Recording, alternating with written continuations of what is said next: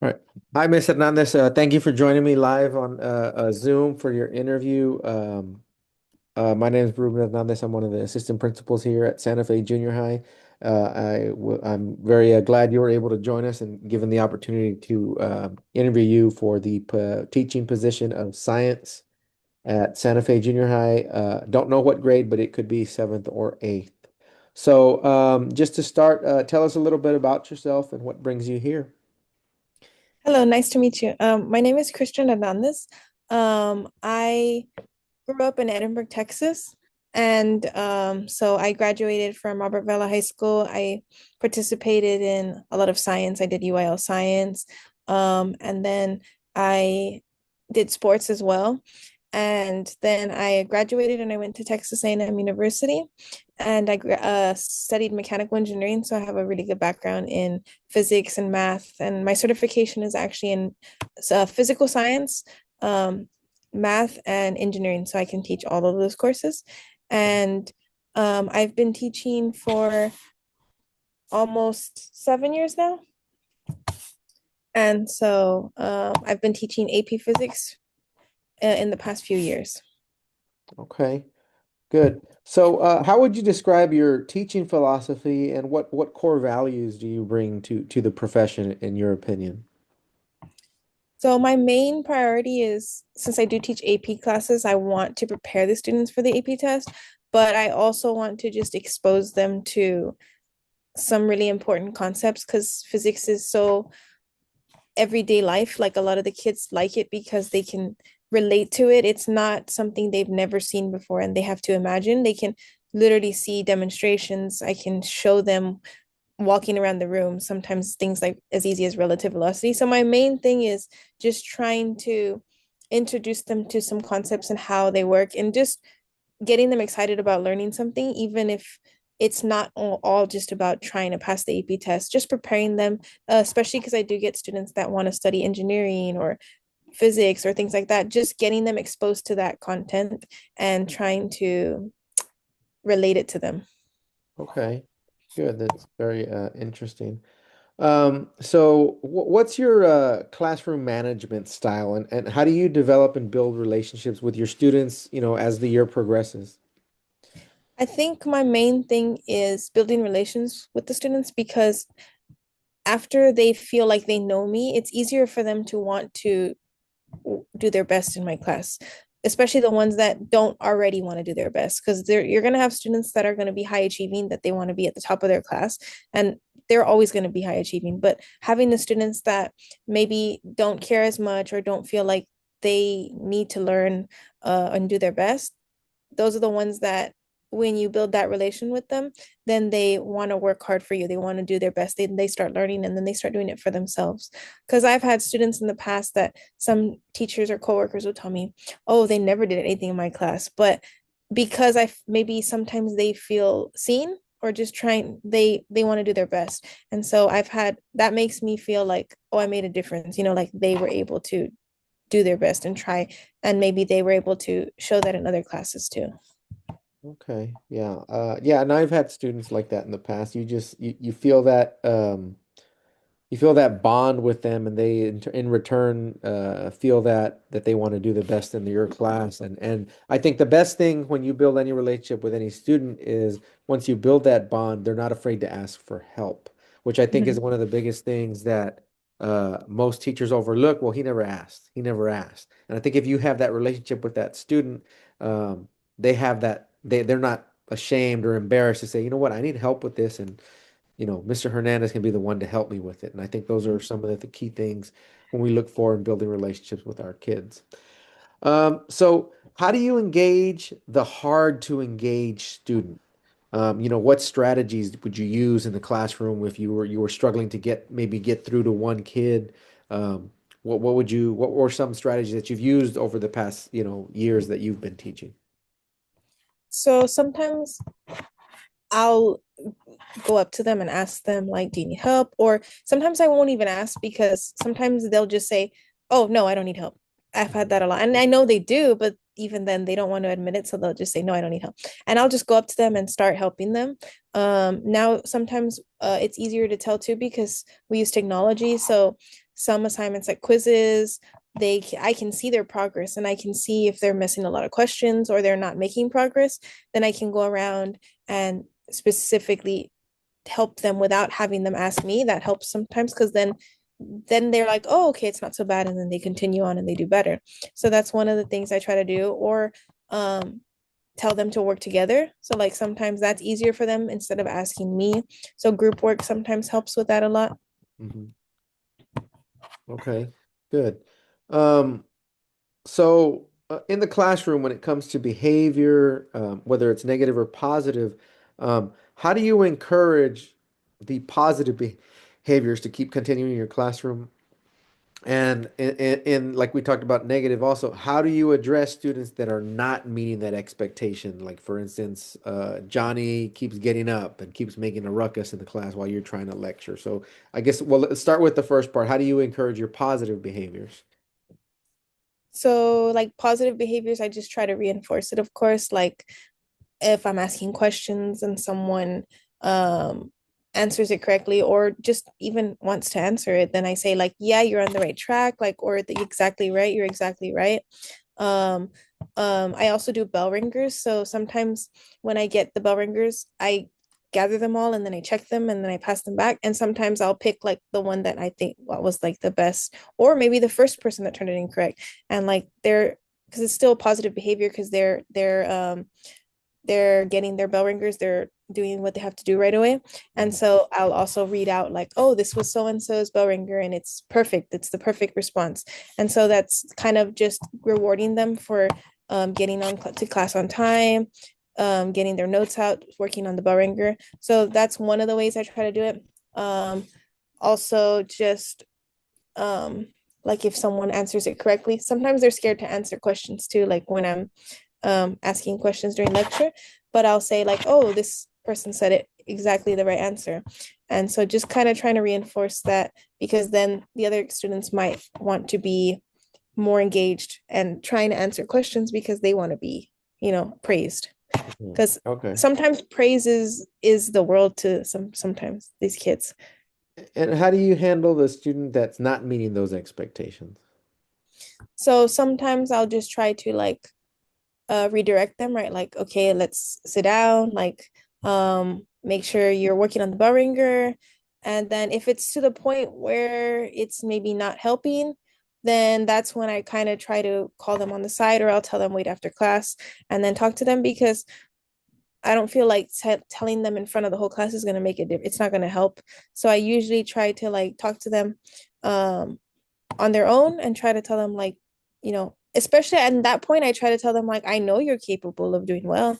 I know you can do it. You're just not doing the things you need to do to succeed or to do well in my class. And then if it's worse than that, then I can call home. But usually they kind of take that and they're like, okay, I do need to do the things I need to do, you know? Usually that one-on-one conference seems to work with you and Mhm. get them back on track. Yes, Okay, most of good. the time. So when it comes to different learners and in your classroom, as you know, you do get, IEPs, you do get all that. How do you plan to differentiate for various types of learners in your classroom? So yeah, I do get a lot of difference. I get IEP, I can get 504, like I have a lot of kids with dyslexia and stuff. So I just try to, especially like in lecture, I'll sometimes do all the math, right? Like because it's a lot of math. I'll do all the Mhm. math and then I'll stop and I'll say, okay, we did all that math, but this problem you could have thought about it like this, like let's forget all the math and let's do this conceptually, like if this is started with this much energy and now it has less, what happened, like so I just kind of take it the conceptual way, because everyone does learn differently, and so that's one way I try to do. And even if there's multiple ways to do a problem, I'll tell them, oh, you could have also done it like this, but it would have taken more work or anything like that. I try to expose them to all the different kinds of ways you can do a problem because everyone does learn differently. And then I also do demonstrations because the visual helps also. Mhm. And then just even assignment wise, we have different kinds of assignments. Like we'll have paper assignments, we'll have quizzes with the games, and we'll also do another website I use that they can see more questions and input their answers, and it varies it. So because one of the things that now in the classroom there's copying or there's chat GPT, so like I like to like vary the different kinds of assignments they do. Okay, good. Um, so what role do you should technology play in your classroom, and how often and what examples would do you use it in your classroom? Okay, yeah. So technology is even more important right now. Now it's getting more and more important. So like I said, I do use different technologies. So I'll use simulation websites to show them some things that maybe I don't have demos for, some things that are a little more like magnetic fields. Sometimes you can't see that stuff in all demonstrations. So I'll use simulations to show them that. We'll also use this website we use called Positive Physics. It's broken down by unit, and I assign them questions to do, and it varies it. So I like that because the kids will help each other, but they can't give each other the answers because every student has different numbers. Okay. So it helps them work together, but they have to actually do it. And then also Wayground or quizzes used to be. Um, and then even AP Classroom. So since I do teach AP classes, AP Classroom is another technology that we use to work on assignments and progress checks. But I also really like to use it because now the test is hybrid. So they're going to be taking this test online and half on paper. So even when I give them unit exams, they take it pretty much almost how they're going to take the actual AP test. They do Mhm. multiple choice online, and then the question is also online, but they get a paper to write all their answers because that's how they'll take the AP test. Okay, good. So what does professional learning mean to you, and how do you plan to grow to be the best that you can be? And what professional learning maybe has been memorable for you in your years of teaching? So I've done a lot of different professional learning, especially because at my current school, I'm the technology contact. So I go to a lot of different professional developments for Wayground, Edpuzzle, Blookit, like a bunch of different technologies. And then I take those technologies and I um, have presentations to expose all of that technology to the teachers. And so I've had a lot of professional development in that way. But one thing I also want to do in the future is as an AP teacher, you can become an AP reader, and you go to the conferences at the end of the year where all the AP tests are done. And if you're selected, you help grade the AP tests. And it also counts as professional development because you get to see what the graders are looking for. And so that way, I, as a teacher, can better expose the students to how they should answer AP questions, what the graders are looking for, things like that. Okay, yeah, that's very good. Um, what extracurriculars are you interested in being a part of at the junior high, and if what any extracurriculars are you doing at your campus right now? So right now, the only extracurriculars I do is the UIL. So I do UIL science, but more specifically physics, because in the high school, UIL science is broken up into chemistry, uh, physics, and biology. So I'm the physics coach for that. And then I'm also the UIL accounting coach. So those are the two that I work with right now. And I have practices 2 times a week. And it's been going well. So I really do like coaching UIL academics. I did UIL when I was in high school. So I really enjoyed it. And so I willing to do those. I also did athletics in high school and middle school. So if you ever need, like if you needed a coach, I would also be willing to coach any sports as well. Okay, good. How do you get along with your colleagues? What would your colleagues say about you? I think I get along with a lot of them. I kind of stick more to the people I know, but I do know a lot of people at my school, and I'm really close to the principal. I'm close to the attendance clerks. I'm close to a lot of people at my school. So I do think I'm sociable, but like, um, I think they would I've heard that they would say that I'm a really good teacher and I work well with the kids, and the kids usually generally love me. Oh, good, That's what good. I've heard from other teachers, but It's good to know that. And I completely understand as far as like, you're not necessarily shy, but you're gonna kind of stick to where the people that you do know and all that. I yes. completely understand that. And Um, I also I do volunteer, like we sometimes do concession stands for the staff to have funds to purchase things for like teacher appreciation, all that thing. So okay. whenever they ask for help for the concession stand, I go. So I have a good rapport with my colleagues and then also my students because I always try to be very involved. I go to the football games, I support the kids, the volleyball games, basketball games. So I have a good rapport with the students and the colleagues too. Okay, good. Um, so as a teacher, from when you first came in and when where you're currently at right now, what t teaching challenges do you, have you incurred, and what do you think in the future occurs for challenging this in teaching? I think, of course, since I've been here, like the technology, like the cell phones is one of the things that I feel distracts the students a lot. But with the new Texas bill, that has helped too, to keep the students more focused on school. But also, kind of just the paperwork a lot is also something that I feel like as a teacher is hard because we have so many things to do. But then we have, the paperwork, um, the lesson plans, and I know it is necessary, but it is kind of just something that adds to all the things we have to do. But um those are like the main things that I feel like sometimes are challenging that Mhm. add to what our responsibilities. Okay, I completely understand. Where do you see yourself in 5 to 10 years? um I mean, still I think I would still be teaching. I really enjoy it. I love when the kids want to learn. It's one of the things that makes me really enjoy teaching. Um, so I would hope to still be teaching, and I would hope to be an even better teacher. So one of the things, especially since I'm an AP teacher, is kind of I like to evaluate myself based on how my kids do. So I would hope also in the future that my AP passing rate would go up. That's something that I would hope to see. Um, and just making an impact in students' lives. Okay. And lastly, what makes you the best candidate for this position? And do you have any questions for us?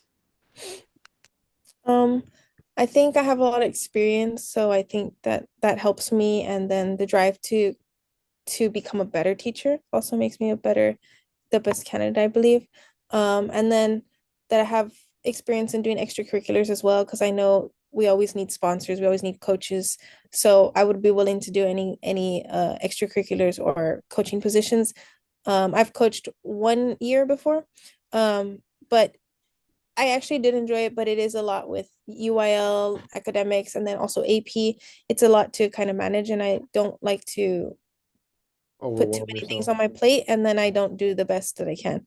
So, but I am willing to do those things. So I think that makes me a good candidate. All right. Any questions for me? Um, are you looking for someone to work on any of those kind of positions? Do you have openings in those Yeah, we're looking things as for well? a science position it'd be the seventh or eighth grade, just depending on whether some teachers move around or retire. So I mean, we do have a science position. We're just not sure if it's a seventh or eighth, but it'd be Mhm. one that we'd basically integrate and probably given your background, probably be more of the advanced science, so that way you can prepare them for high school as they go into the next level. Um, but that's pretty much what we're looking at. But if you have no other questions, uh, I think I'm good.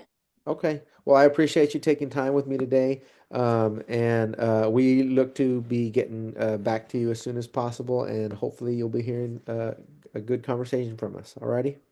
Okay, thank you so much. Thank you.